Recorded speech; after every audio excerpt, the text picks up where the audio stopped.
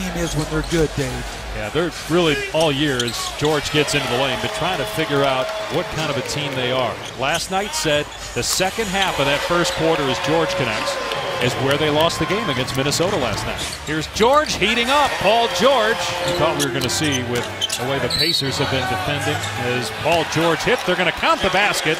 So a three-point opportunity for Paul George. It was a smart play there not to put it on the floor after the contact. First foul on Tristan Thompson. But picked off by George. George takes it himself, gets clubbed, and will go to the line.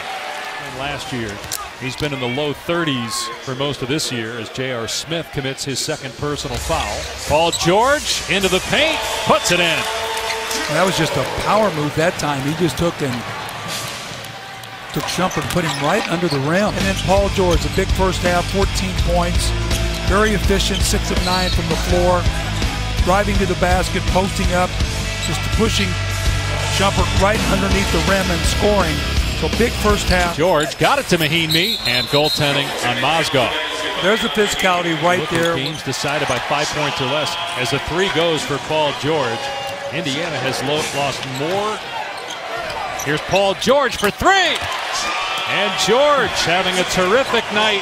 George is open for three. And the lead is 16 now for Indiana. It's largest of the game. How about that now? He was in the corner, skipped it to the opposite corner, sprinted to the other side and hit a shot in the slot for a long three.